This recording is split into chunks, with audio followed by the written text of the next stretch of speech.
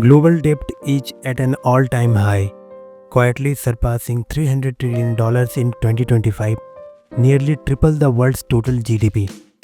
This figure is so large, it's almost unfathomable. Yet, governments, corporations, and even ordinary citizens continue to borrow more every year with little apparent concern. Why? What makes the world so comfortable with ballooning debt? And why do so few people seem alarmed? Let's unravel this paradox with surprising facts. Throughout history, countries have borrowed money to fight wars, build infrastructure, and rescue economies from crisis. However, the modern era has seen debt go from being an occasional tool to a permanent feature of the economic landscape. Governments now borrow year after year, often to cover regular expenses, not just emergencies. In China, 19% of all government spending is funded by debt. In the United States, a staggering $1 in every $4 of federal spending is borrowed. The system isn't the exception anymore, it's the rule. Why does debt keep growing? Simply put, borrowing fuels economic growth. When a government borrows, it isn't just holding cash. That money gets spent on roads, schools, healthcare, or even just social programs. This spending creates jobs, boosts business, and keeps the economy humming. It's a feedback loop. The more the government spends, the more the economy grows, making more borrowing possible. For example, following the 2008 financial crisis, governments around the world borrowed heavily and printed money to prop up their economies. The result, a return to growth, but with even more debt. Here is where things get mind bending. If every country is in debt, who is a creditor? In reality, it's a complex mix of other countries, private investors, pension funds, and even regular citizens through the bonds we buy for our retirement accounts. Often, countries owe money to their own people. In the United States, about the two-thirds of the national debt is owned domestically.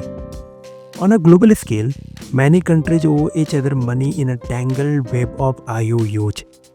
The system works as long as everyone has faith that debts will be honored, at least most of the times.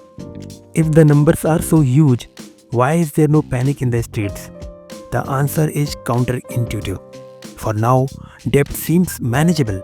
Many countries can roll over their debt, that is, borrow more to pay off old debts without immediate consequences. Global interest rates remain relatively low, which means the cost of servicing debt is small compared to what it could be.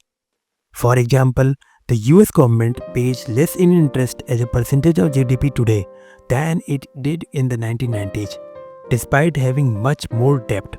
Furthermore, global debt hasn't caused the crisis that so many predicted.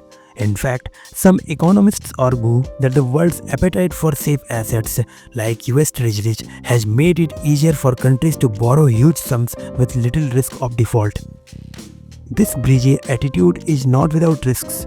If investor confidence falters, perhaps because of political chaos, war, or a sudden spike in inflation, interest rates can rise rapidly, making debt much more expensive overnight. For developing countries, currency crisis can erupt if debt is held in foreign currencies such as US dollars, and even economic superpowers are not immune. A political slowdown or policy misstep could lead markets to demand higher payouts to keep lending, triggering a fiscal crunch. You may be thinking, that's all very interesting, but how does this affect me? Here's the reality. Government borrowing impacts your everyday life, directly and indirectly. Higher national debt can mean riskier economic outlooks which could impact job markets, higher taxes or spending cuts in the future, inflation risks if debt is monetized, that is, if government prints more money to pay off debts. For investors, understanding global debt is critical. When a country's debt begins to spiral, it can trigger stock market panic, devalue currencies, or spike interest rates. It's why portfolio diversification, an emergency fund, and understanding your country's debt dynamics are essential personal finance moves. So, why doesn't anyone seem to care? Because the system hasn't broken yet.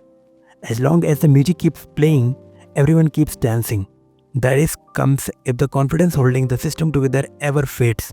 Until then, global debt will almost certainly keep rising, powered by policies, human psychology, and the interconnectedness of our economies. Global debt isn't some distant abstract problem. It's woven into everything from your job prospects to your investment returns. The world may not panic about rising debt now, but being aware and prepared is what sets the wise apart from the worried.